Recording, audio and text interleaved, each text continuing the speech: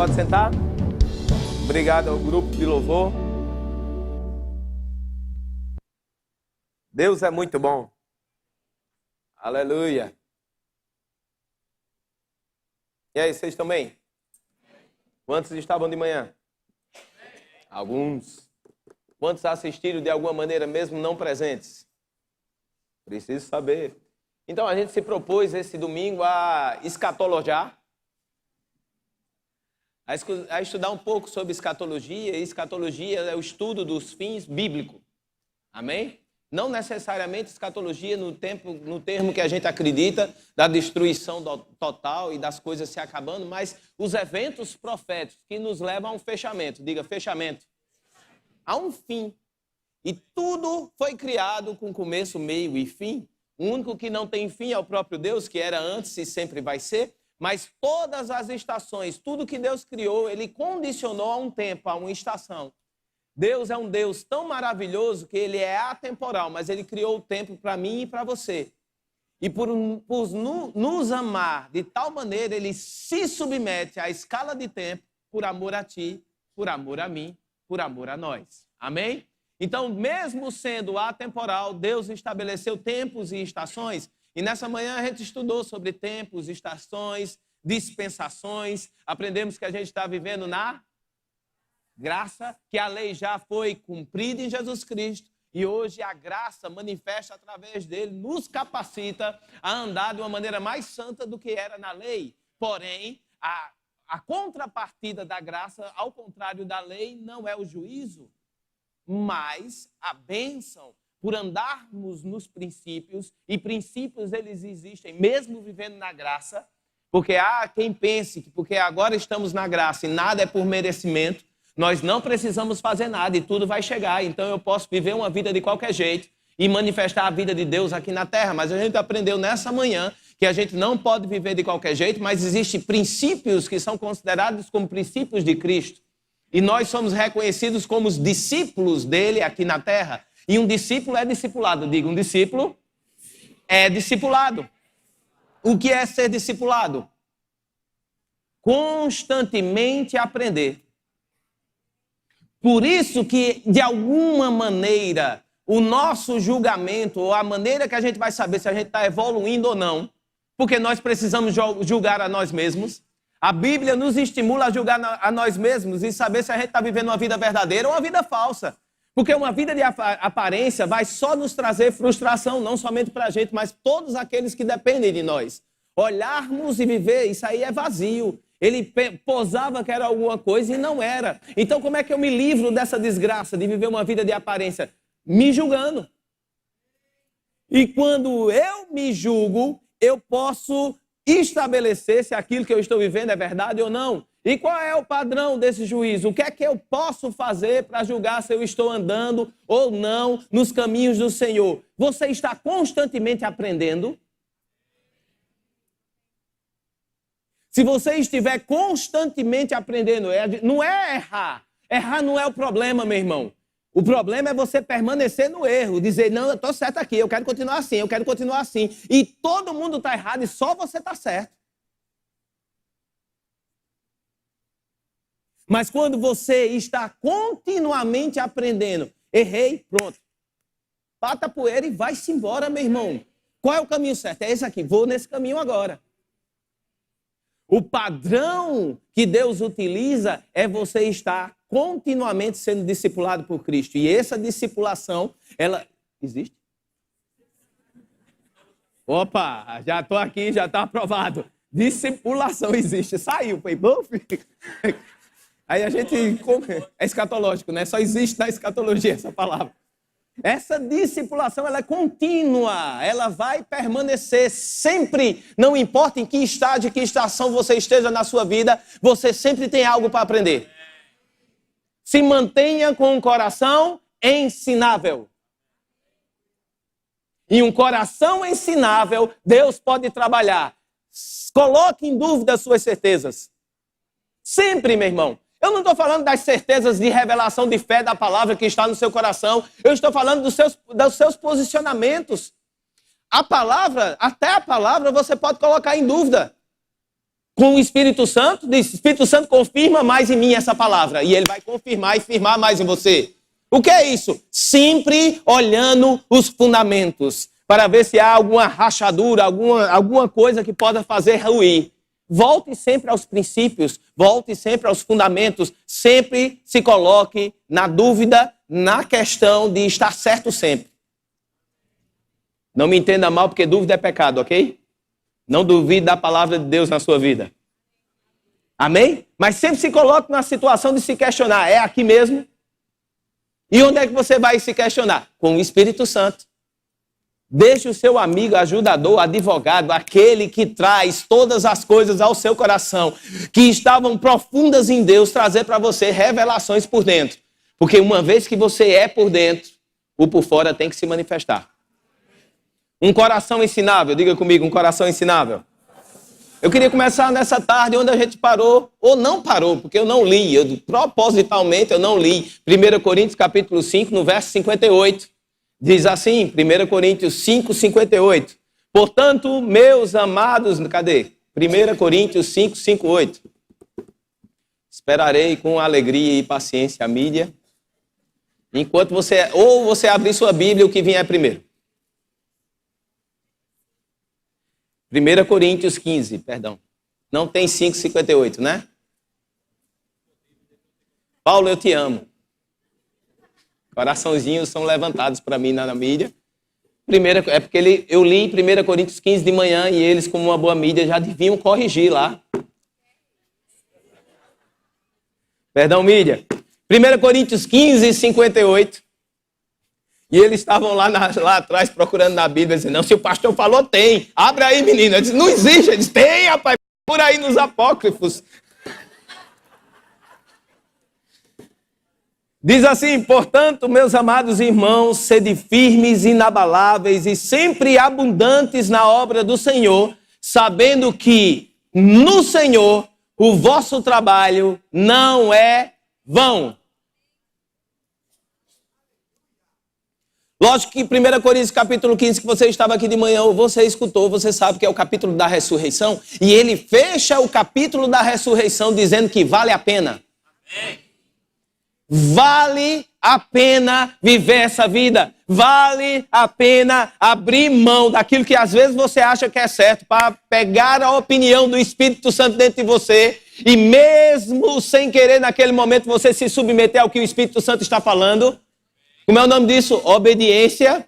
Vale a pena obedecer à voz do Senhor na sua vida. Vale a pena abrir mão dos seus achismos. Vale a pena viver essa vida cristã. Porque Deus está falando para a gente, o seu trabalho não é vão. Seu trabalho não é vão. O que é isso? Fechamento. Vai ter um fechamento, meu irmão. Vão fechar a conta. Você percebe que você, como ser humano, você precisa de fechamentos. Você detesta aquele tipo de filme que não tem fim. Não, você não sai naquele vazio assim, dizendo, odiei. Por quê? Porque não tem um fim. Acaba e acabou. Cadê?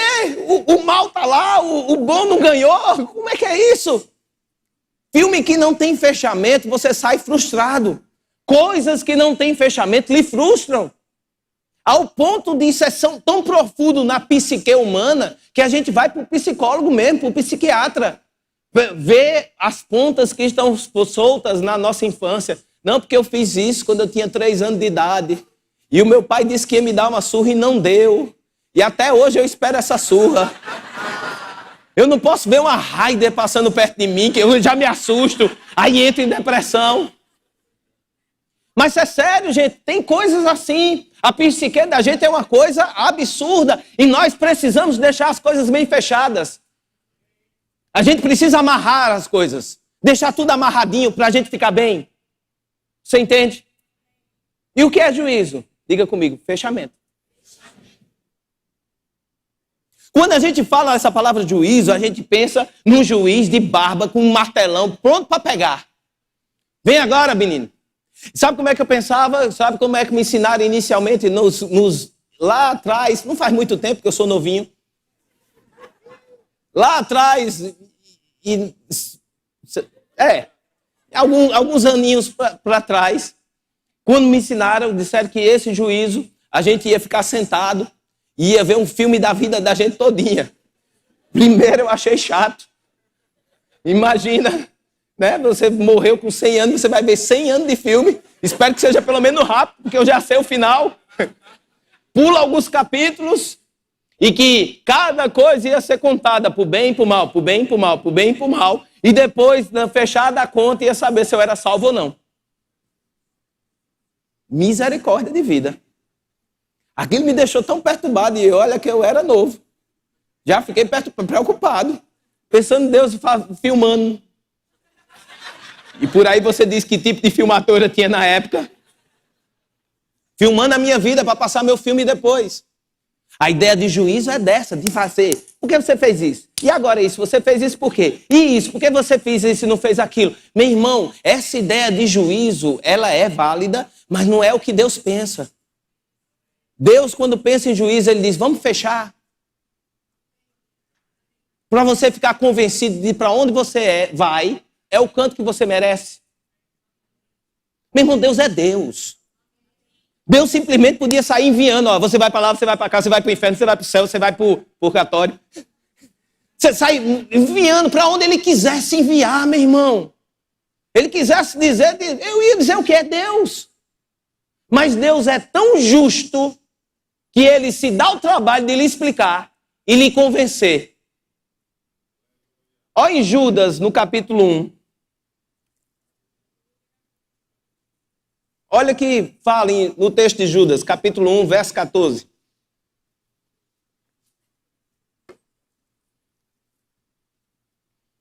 Quanto a estes, 1,14, foi que também profetizou Enoque, o sétimo depois de Adão. Lembra que de manhã a gente falou que ressurreição era uma verdade antiga, que o próprio Jó já falava sobre a ressurreição. Jó também fala de juízo, mas não de maneira tão específica, e tem uma citação mais antiga. Enoque, o sétimo depois de Adão. O sétimo depois de Adão. Já começou a profetizar dizendo, eis que veio o Senhor entre as suas santas miríades para exercer juízo contra todos e para fazer convicto. Diga, fazer convicto.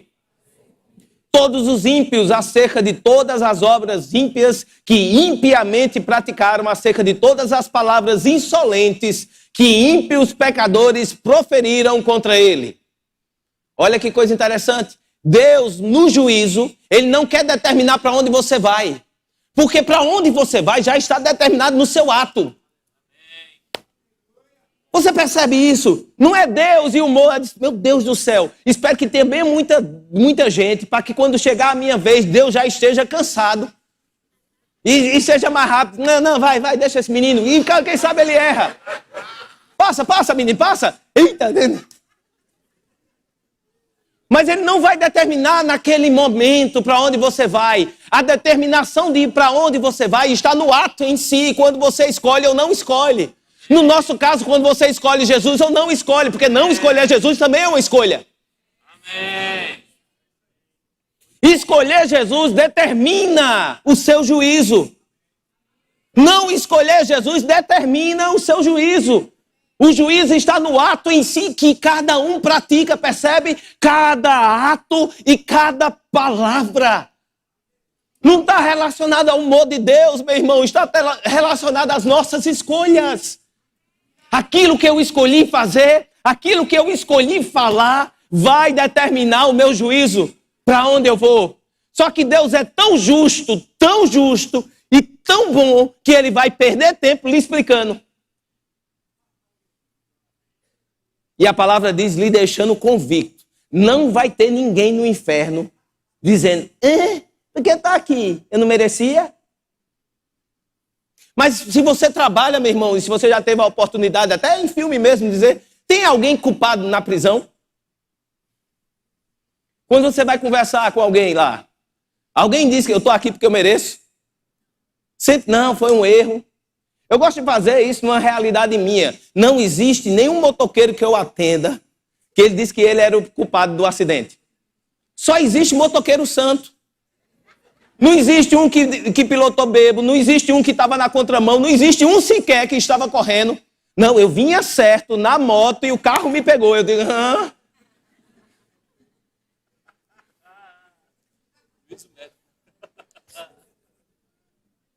Tem de controlar a minha psique para não julgar o irmão. Juízo temerário. Dizer certo, eu acredito. No final das contas, nem importa. Eu só vou tratar a sua fratura exposta. Não importa se você estava certo ou estava errado. Mas eu não encontrei um, meu irmão, que dizia, rapaz, eu vinha errado mesmo, vinha na contramão correndo, dei-lhe de frente com o carro e me quebrei. Por quê? Porque a gente tem esse autoentendimento de não se julgar e sempre a culpa é do outro. Isso vem desde Adão. Adão, diante de Deus, meu irmão, do Deus que ele conhecia, ele olha para Deus e culpa Deus. Porque você acha que ele culpou a mulher? Não, ele culpou Deus. Ele diz, foi a mulher que tu me deste. De cara com Deus, meu irmão, e ele culpou a Deus. Mas isso no inferno não vai existir. Porque está profetizado que Deus vai convencer cada um que está no lugar que merece. E esse é o grande problema do inferno, meu irmão. Porque você está no inferno achando que não merece, pelo menos tinha uma expectativa de injustiça praticada contra você. O pior do inferno é estar no inferno sabendo que não era para você estar lá. O pior sofrimento do inferno é você estar no inferno sabendo que não era para você estar lá. Porque Jesus tinha resolvido a parada para você e você devia estar com ele naquele momento, mas você escolheu estar lá. Pior do inferno é saber que ele foi criado para Satanás e seus anjos, não para você. Você não tem exclusividade nem no inferno. Ir para o inferno é tão ruim porque você vai para a casa dos outros. Nem à vontade você vai ficar lá. Porque é construído para Satanás e seus anjos. Vai para o inferno quem escolher ir com ele. Mas não era para você estar lá. Então o juízo não é Deus batendo o martelo e dizendo se você merece ou não. Juízo é fechamento. Deus dá um fechamento na história de cada um. Diga, Deus vai fechar a minha história.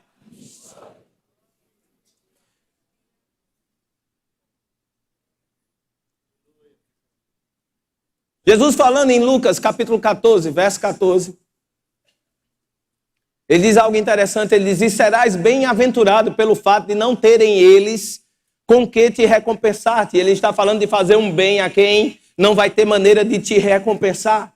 A tua recompensa, diga recompensa, porém tu a receberás na ressurreição dos justos. Diga, existe uma recompensa para receber que está associada à ressurreição. E não precisa gaguejar como eu gaguejei.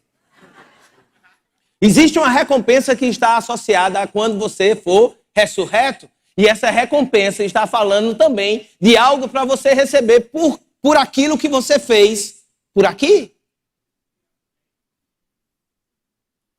Hebreus, no capítulo 9, no verso 27, diz o seguinte, e serás bem-aventurado pelo... Hebreus 9, 27, estava lendo errado. E assim como aos homens está ordenado morrerem quantas vezes? Quantas vezes? Quantas vezes ele morre? Fale mais alto para você entender. Não reencarna não. É quantas vezes? Já morreu uma doutrina aí, né? Vindo depois disso o quê? O juízo. A gente aprendeu que juízo é fechamento, ok? No fechamento a gente vai receber o que merece, inclusive as nossas recompensas. E para receber as recompensas a gente precisa ressuscitar. Então, a gente morre quantas vezes? E depois a gente ressuscita e é julgado. Mas o julgado é o quê? Fechamento. Não vai depender do humor de Deus, mas vai depender das nossas escolhas. Romanos 14, capítulo 14, verso 10. Romanos, capítulo 14, verso 10, fala o seguinte. Tu, porém, por que julgas o teu irmão? E tu, por que desprezas o teu? Diga, está falando comigo? Pois todos, diga todos, compareceremos perante o tribunal de Deus. Calma, a gente vai continuar. Todos. Essa carta, Paulo está escrevendo para quem? Para os gentios? Não, para a igreja, para os romanos. É uma carta aos romanos. E ele está dizendo, todos que estão escutando vão comparecer a um tribunal. E ele diz que esse tribunal é o de Deus. Essa palavra aqui, tribunal, no original, ela é bema. E eu vou falar o original, eu não gosto de ficar falando os originais não, porque tem cada nome feio e eu tenho certeza que eu erro o nome. Então eu não gosto de ficar repetindo, eu digo, ó, no original é esse. Mas esse bema, ele é essencial para você entender certas coisas. Decore essa palavra, bema. Bema de Deus. O tribunal de Deus. Por que essa palavra é importante? Porque quando você fala de tribunal, você fala realmente naquela ideia de um juiz julgando a sua causa e dizendo se você vai ou não vai. Porém, esse bema, ele está mais relacionado a uma plataforma de recompensas do que a um tribunal de juizado. Sabe onde é que se usava essa palavra bema, também traduzido como tribunal? Quando os jogos gregos iam premiar, você tinha uma estrutura montada onde o rei ficava e onde a plataforma onde a pessoa subia para receber as recompensas daquilo que tinha feito. Então o bema está relacionado a receber recompensas. E não a juízo, no sentido de um juiz julgando a sua causa. Agora, é certo que a pessoa que está dando a recompensa, ela é autorizada para fazer aquilo? Abra comigo em Atos capítulo 17, verso 30. Atos 17, verso 30. Diz assim: ora, não levou Deus em conta os tempos da ignorância.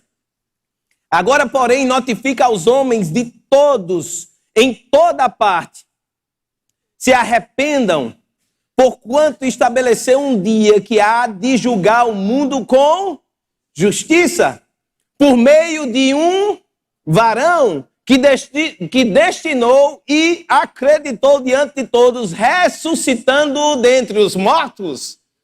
Olha que poder! Deus estabeleceu um dia que há de julgar, e para estabelecer esse juízo, ele determinou um varão, diga um homem, que andou nessa terra, não pecou, mas assumiu o nosso pecado, morreu e ressuscitou. A ressurreição de Cristo é a acreditação de Deus. Em tempos de empresa hoje, a gente escuta muito essa palavra, acreditação. Uma outra pessoa vem e acredita seu produto. Ele dá o selo de qualidade. Jesus tem o selo de qualidade de Deus através da ressurreição. Ele é qualificado para estabelecer o juízo de Deus aqui na terra, seja para os justos e para os injustos. Então, no bema, no tribunal de Deus, vai estar lá Jesus Cristo, que foi o varão que foi acreditado por Deus e destinado para julgar. Diga, eu vou para o bema. E quem vai estar lá? Você quer um texto para confirmar isso? 2 Coríntios capítulo 5, no verso 10. Porque importa, 2 Coríntios 5, 10, porque importa que todos nós, a igreja, compareçamos perante o tribunal de Cristo, para que cada um receba segundo o bem ou o mal que tiver feito no meio do corpo. Diga, a igreja vai estar no bema. E lá no bema é Jesus Cristo que vai nos receber. Agora veja só, ele está dizendo uma coisa incrível, ele está dizendo que não passa a ideia de perder ou ganhar salvação, meu irmão. Se você estiver no bema, você está salvo. A sua salvação não está mais em jogo.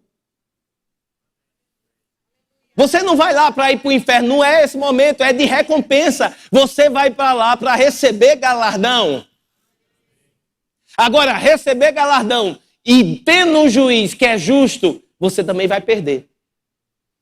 A possibilidade de perder galardão existe. Não salvação, mas recompensas. A Bíblia, quando fala, ela fala sobre coroas. E essa coroa que vão receber aqueles que amam os perdidos, vão receber uma coroa. Essas coroas não passam a ideia de uma autoridade de rei, mas uma coroa de reconhecimento público. Deus vai reconhecer através de Jesus o seu serviço, publicamente e individualmente, um por um. Ele vai lá e vai dar o reconhecimento. Ó, você merece. Você fez isso, você fez isso. Você merece, você merece, você merece, você merece. Agora também vai ter. Rapaz, você perdeu. Essa você perdeu. Essa tinha e você perdeu. Passa uma ideia que eu não estou competindo com ninguém. Eu não estou atrás de receber o que era do outro. Parece que tem uma reserva só para mim de recompensas lá. E eu vou dizer um negócio, meu irmão, que eu quero é chegar naquele dia e o meu armário celestial está vazio. Tem mais alguma coisa nesse armário para esse menino? Não, ele recebeu tudo. Dá tempo? Dá tempo, corre atrás, meu irmão. Vamos correr atrás que dá tempo. Agora tem outra coisa que chama a atenção nesse texto. Bota o texto lá. Ele diz assim: cada um receba segundo bem. Opa! Como é que eu sou crente? Como é que eu sou cristão? Como é que eu estou lá e fiz mal? Isso quer dizer que uma vez que eu sou crente, eu sou salvo para sempre? Não. Você percebe que salvação é eleição de Jesus Cristo como Senhor e Salvador da sua vida? A ideia não é de um tempo e um momento, é de uma continuidade. A ideia de salvação não é um momento que eu levantei, fui na igreja e lá e aceitei Jesus. É você manter contínuo a chama da salvação na sua vida. É todo dia você acordar e dizer: Senhor Jesus, você é o Senhor da minha vida. Senhor Jesus, eu quero escutar a tua palavra, eu quero escutar de quem tu és, eu quero escutar a tua direção para hoje, eu quero te ouvir, Jesus. E cada dia nós confirmamos a salvação. Mas se isso se perder no meio do caminho e Jesus não for mais Senhor da sua vida, meu irmão, você está em risco. Agora, também eu aqui não sou eleito como pastor e nenhum de nós para dizer que você vai para o inferno ou você não vai para o inferno. Por pior que seja a pessoa, que ele chegue naquele dia, eu não posso ir para o enterro dele. Morreu fulano. Ele disse: fulano era ruim. Eu não posso chegar no enterro dele e dizer: esse caba é o caba mais ruim que eu conheci, com certeza está no inferno. Não sei. Se prepare para ser surpreendido no céu. Se prepare para encontrar pessoas que você pode ter que segure a onda. Segure a onda. Que surpresa! Nunca esperei encontrar você aqui. Meu irmão, eu não sei como foi o último minuto de vida daquele ser humano, o último suspiro. Eu não sei se aquele cara ruim que matou não sei quantas pessoas, no último suspiro, lembrou da avó dele, que era da Assembleia. Desculpa, eu estou falando bem. Daquelas do fogo, do poder, do cocô, saia, e do que ora mesmo, que faz as coisas. Meu irmão, eu tenho um respeito por essas mulheres tão santo. Meu irmão, eu pego a minha sabedoria, boto aqui embaixo e digo: sim, senhora, pode falar. Por quê? Porque é uma mulher de oração, meu irmão. E a avó dele era uma mulher de oração. Do fogo e do poder. E falava todo dia sobre Jesus. E no último suspiro de vida, no último suspirar dele, ele disse: eu aceito esse Jesus. E como aquele ladrão que estava do lado de Jesus naquela cruz, que estava lá por merecimento, recebeu a salvação nos 47 do segundo tempo, qualquer um pode receber a sua salvação em qualquer momento, meu irmão. Não fade pessoas ao inferno. Se prepare para ser surpreendido se você estiver lá.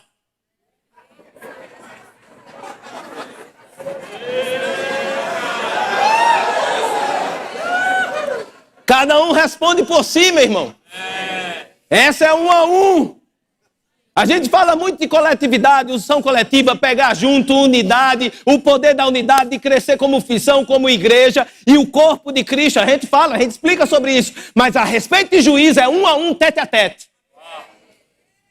Não interessa papai, mamãe, esposa, não interessa seus filhos, vai responder você. Então, se estivermos lá, seremos surpreendidos. Agora, qual é o difícil de estar lá? Manter a chama acesa.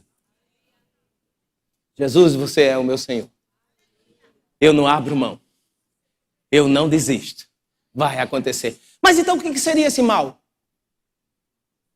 Esse mal no original é faulos, e eu falo de novo a palavra em grego porque é necessário. Porque se você tem aquela Bíblia do seu celular, e você botar nesse mal, você vai ver outra palavra, e eu digo para você, com todo o amor da minha vida, está errado.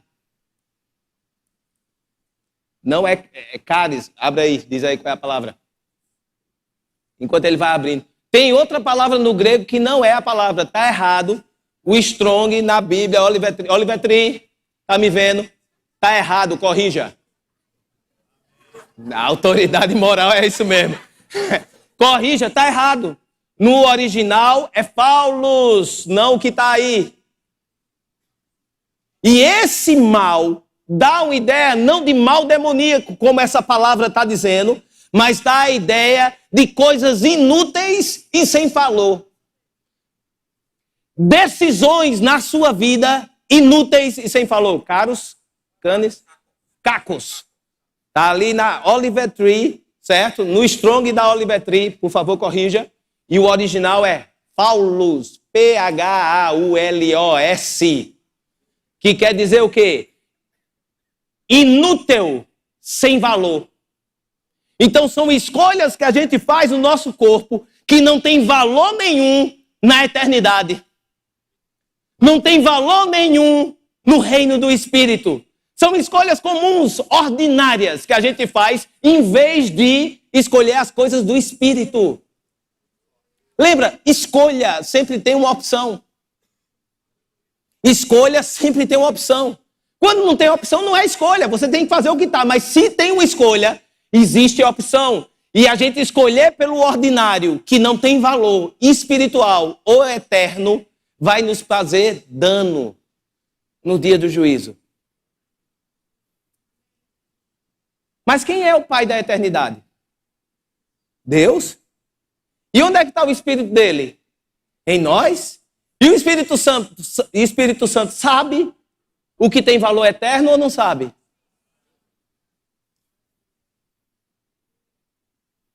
Aí eu te pergunto, a gente estabeleceu um padrão. E a gente diz que depois da morte vem o juízo. E para ter esse juízo precisa ressuscitar. Jesus Cristo morreu? Sim ou não? Jesus Cristo ressuscitou? Sim ou não? No nosso padrão, Jesus Cristo foi julgado?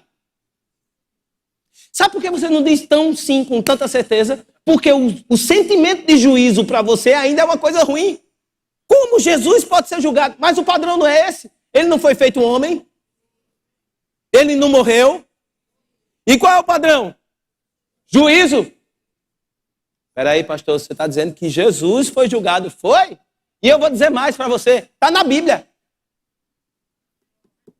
Quer abrir lá para ver? Abra. Filipenses 2. Filipenses capítulo 2. Essa vale você abrir e você riscar. Você botar o juízo de Jesus. Filipenses capítulo 2, verso 5. 2:5. Diz assim: tende em vós o mesmo sentimento que houve também em Cristo Jesus, pois ele, subsistindo em forma de Deus, não julgou por usurpação o ser igual a Deus, antes a si mesmo se esvaziou, assumindo a forma de servo, tornando-se em semelhança de homens, e reconhecido em figura humana, a si mesmo se humilhou, tornando-se obediente até a morte e morte de cruz. Tá bom? Falou a vida de Jesus. Ele se fez homem, veio e foi obediente até morrer em morte de cruz. Aí, seguinte, pelo que também Deus o exaltou sobremaneira e lhe deu o nome que está acima de todo nome. O que é que Deus fez? Julgou Jesus. Agora, quando ele julga Jesus, ele acha Jesus reto. E no juízo, quando o juiz é justo e você está certo, você não perde, mas você ganha. No juízo de Deus para com Jesus, Jesus foi encontrado correto. E Deus o exaltou sobre todo o nome. Ao ponto que ao nome de Jesus, todo joelho nos céus, na terra e debaixo da terra, e toda língua confesse que Jesus Cristo é o Senhor para a glória de Deus Pai. todo joelho tem que se dobrar ao nome de Jesus. Parêntese. Jesus recebeu um nome que está acima de todo nome. E o que é que ele fez com esse nome? Deu a quem? Quem tem o nome de Jesus para usar? Seu problema tem um nome. Seu problema tem um nome. Tem um nome esse problema? É uma doença, ela tem nome? Tem. Pronto. Se tem um nome, existe um nome de autoridade que está sobre a sua autoridade, que é maior do que esse nome. E esse problema, uma vez utilizado o nome de Jesus, ele tem que pegar o joelhinho dele e se dobrar. Não tem nome acima do nome de Jesus. E quando você abre a sua boca e diz pelo nome de Jesus, eu te digo, falta, sai, corre, vai embora. Ela vai ter que se dobrar. Então Jesus foi julgado. E quando ele foi julgado, ele foi achado justo. E uma vez que ele era justo diante do justo juiz, ele recebeu o galardão. Qual é o galardão de Jesus? A autoridade do nome dele. Agora, que padrão Deus utilizou para julgar Jesus? Que padrão é esse? Que ele vai utilizar também sobre nós, já que nós somos cristãos. Ele foi obediente. Mesmo tendo a alternativa, ele escolheu o que Deus queria. Mesmo podendo fazer outra coisa, ele escolheu o que Deus queria. E por causa da obediência, ele foi achado justo. A gente não podia ser justificado e a nossa justiça está em Cristo. Mas o padrão que nos leva ao juízo é o quão a gente vai obedecer ou não. Lembra que não está mais em jogo a gente ser justo ou não. Somos justificados por Jesus. Se a gente entrou no bema de Cristo, a gente já está salvo. Diga, eu já estou salvo. Diga isso com mais firmeza. Uma vez que você aceitou Jesus e Jesus Cristo é Senhor da sua vida, acabou-se, você é salvo. Mas você vai receber recompensa ou não, baseado na sua obediência. Vamos ver isso aí na Bíblia? Bora. 1 Coríntios capítulo 3.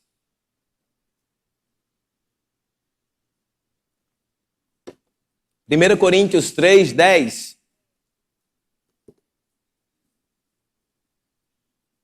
Segundo a graça de Deus que me foi dada, lancei o fundamento como prudente construtor. E outro edifica sobre ele. Porém, cada um veja como edifica, porque ninguém pode lançar outro fundamento além do que foi posto, o qual é Cristo Jesus. Diga, Jesus Cristo é o fundamento.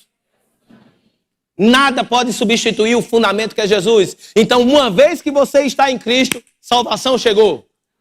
O fundamento está estabelecido. No momento que você aceita Jesus Cristo, o fundamento foi posto. E agora você vai construir algo. Diga, é difícil. Contudo, se alguém edifica sobre o fundamento, o que edifica é ouro, prata, pedras preciosas, madeira, feno ou palha, manifesta se tornará a obra de cada um, pois o dia a demonstrará, porque está sendo revelada pelo fogo.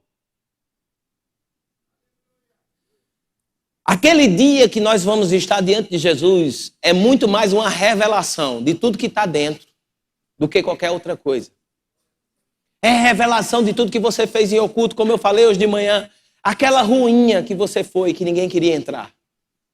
No evangelismo de ontem. Aquele senhorzinho que você falou, aquela senhorinha, aquele mendigo, aquele que estava no meio da rua, que ninguém nem via passando. Aquele que nenhum pastor viu, ninguém da mídia tirou foto. E só você e Deus sabem o que você passou e o que você plantou naquela vida. São essas coisas que serão reveladas naquele dia, Jesus. Vai ser tudo exposto, meu irmão. Ele diz que o fogo vai revelar. Eu gosto de pensar que o fogo, ele está... A gente acha uma descrição de Jesus Cristo, está lá em Apocalipse. Eu vou para lá e depois eu volto para cá, certo, Mídia? Vamos lá em Apocalipse 1, 13. Fala sobre Jesus, uma descrição sobre ele. Porque muita gente, quando pensa em Jesus Cristo, tem gente que acha que a gente é contra a cruz. Que a gente é contra... Não pode, porque é crente, não pode ter cruz. Porque não temos problema contra a cruz. O problema é a imagem de Jesus na cruz, porque o Jesus que a gente serve não está mais na cruz. Eu não vou ficar olhando para uma imagem. Aquela ali, a imagem fala muito, fala no meu coração, sei o que ele sofreu por mim, mas aquilo não é a representação de Jesus que é hoje. Agora, Jesus também não é aquele Jesus que apareceu para os discípulos, embora que ele estivesse andando com os discípulos. O Jesus que é de verdade, que a gente vai encontrar, esse Jesus de Apocalipse, que apareceu para João. Capítulo 1, verso 13, diz assim: E no meio dos candeeiros, um semelhante a filho de homem, com vestes talares, ou seja, uma roupa que vai até o tornozelo, e cingido à altura do peito com um cinto de ouro, com a cinta de ouro. A sua cabeça e cabelos eram brancos como a alva lã, como a neve. Os olhos como chama de fogo. Eis! No julgamento de Jesus, meu irmão, não tem que, mas você sabia, mas Jesus, você sabia da minha situação, você sabia das minhas finanças, você sabia da minha casa, você sabia disso. Ele vai olhar com o olhinho de chama de fogo e vai queimar as suas desculpas, meu irmão. Ele vai ver por dentro a sua motivação. Os olhinhos como chama de fogo. E o fogo vai queimar. Vamos completar? Os pés semelhantes a bronze polido, como refinado numa fornalha. A voz como voz de muitas águas. Tinha na mão direita 7 estrelas e da boca lhe saía uma afiada espada de 2 gumes. O seu rosto brilhava como o sol na sua força. Quando vi, caí com os pés como morto. Porém, ele botou a mão direita e diz: Não temas. Eu sou o primeiro e o último, e aquele que vive. Estive morto, mas eis que estou vivo pelos séculos dos séculos e tenho a chave da morte e do inferno. Meu irmão, como a gente aprendeu hoje de manhã, o espírito da ressurreição, ele muda a nossa perspectiva. Antes a gente vivia com a perspectiva de morte. Agora, por causa do espírito de ressurreição, a gente vive com a perspectiva de vida. Eu não temo a morte, porque a morte não tem mais chave, não tem mais poder, não tem mais domínio. Está na mão do meu Jesus. Então esses olhinhos de fogo, volta para lá. Manifesta se tornará a obra de cada um. 1 Coríntios 3. Manifesta se tornará a obra de cada um, pois o dia a demonstrará, porque está sendo revelada pelo fogo. E qual seja a obra de cada um, próprio fogo o provará. Se permanecer a obra de alguém que sobre o fundamento edificou, esse receberá galardão. Se a obra de alguém se queimar, sofrerá dano ou perda, mas esse mesmo será salvo, todavia, mesmo que através do fogo. Diga, não tem perda de salvação. No tribunal de Cristo está definido. No tribunal de Cristo já acabou, meu irmão. Chegou lá, começa a celebrar. Agora, meu irmão, qual é a dificuldade de estar no tribunal de Cristo? Mantenha o fogo da salvação dentro de você. Mantenha o fogo da salvação por dentro. Deixa a salvação queimar. Tu és o meu Senhor. Tu és o meu Senhor. Tu és o meu Deus. Fala que eu estou te ouvindo, Jesus. Eu quero fazer a tua vontade. Ai, como eu quero ganhar aquele galardão, Senhor. Ah, como eu quero celebrar. Meu irmão, não é uma coisa dura. Olha, veja só. Jesus, quando foi anunciado, apareceu para um bocado de pastor, o anjo dizendo, hoje nasceu. De repente, meu irmão, no meio daqueles pastores, a visão se abre e eles veem um bocado de anjos celebrando. Não, viaja comigo. Jesus nasceu a salvação. Aí os anjos, anjo é vibrador. Anjo é vibrador. Você já foi para campo de futebol? Já? Com um time bem, um time ruim não, porque muda. Aqui em Pernambuco é difícil, né? A gente ir para campo com um time... Mas, enfim, vai, jogo da seleção. Jogando bem. Meu irmão, o cara deu um toque pro lado, deu um toque pro outro. Disse, meu irmão, estão celebrando o quê? Não, toque, tá jogando bem. E começa, olé, olé. Se a gente sabe celebrar um negócio daquele, imagina anjos celebrando o profético se cumprindo. A Bíblia fala que quando um só pecador se arrepende, tem o que no céu? É anjo celebrando, pulando. Desculpa, anjo meu tem asa.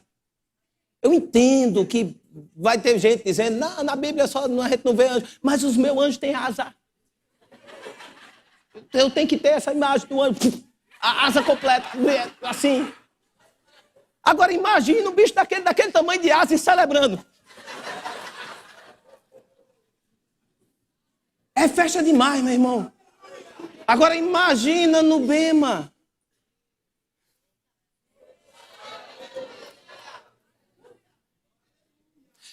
Jesus também é outra. Pensa. Porque quando a gente pensa em Jesus, e principalmente esse Jesus que a gente leu aqui, ressuscitado com o corpo glorificado, a gente pensa que não duro, né? Nossa, negócio. Mas Jesus olhava para um cara que chegava ímpio e dizia, Jesus, eu não sou digno que entreis na minha casa, mas disse só uma palavra. Ele fala, eita! Eita! Eita! Que foi, Jesus? Nem Israel! Eu encontrei fé como essa! Você não percebe não essas nuances? Eu consigo ver essas. Para mim, o meu Jesus é assim, meu irmão. Essa nuance, celebrando. Ele não ficou, ele podia ter ficado só feliz e ter dado o ensinamento depois. Não podia. Senhores, eu queria comunicá-los que nem Israel eu vi fé como aquela daquele rapaz. Não, mas parecia que algo que pulava, que saltava nele. Não parece essa ideia? Não entra na história, meu irmão. Ele não aguentou, não. Ele fez, eita! Caramba, eu tenho andado nessa terra. Tenho procurado fé como esse homem aqui, mas eu não achei. Aí você junta esse Jesus com os anjos vibrador. E bota num tribunal para receber a recompensa. Meu irmão, a zoada vai ser grande. A zoada vai ser grande. Se você pensar, até Deus entra na parada. Tá lá o Satanás indo lá, não sei o que fazer lá. Mas chega o Satanás passeando, chega lá e fala, ai Deus, olha pro Satanás, visse o meu servo Jó. Meu.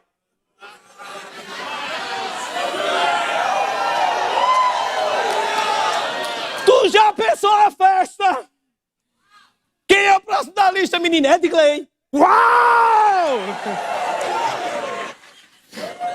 Deus já se ajeita no trono e diz assim, tu visse o meu servo?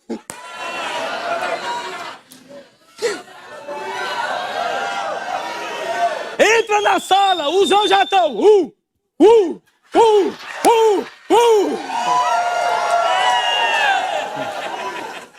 Aí Jesus levanta assim os peitos e diz, eita, tu creu, tu creu.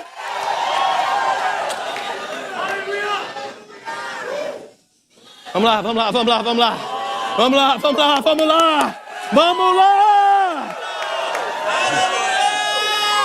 Vai ser tanta festa, menino. Vai ser tanta alegria. Vai ter tanta gente gritando, recebendo, pulando, se regozijando. E você vai estar lá. E você vai participar daquilo tudo. E você vai receber. Vai receber. O melhor é não ter o senso que a gente está recebendo coisa de ninguém. É tudo seu. Está lá preparado para você. Está guardado. Eu imagino o anjo ajeitando. E todo dia lá, passando pano, pulindo as coroas que tu vai receber. E põe lá e ajeita. Porque, meu irmão, se a gente sabe fazer festa, os céus sabem fazer festa muito maior. E eu queria te convidar a celebrar aquilo que Deus tem preparado para você. Começa a fazer festa hoje, meu irmão. Começa a se alegrar hoje, porque Ele já preparou para nós. Ele já preparou para nós uma festa grande demais. Vai chegar o dia do juízo. o do fechamento. E nós vamos estar lá. Obviamente, na Bíblia fala de outros juízos.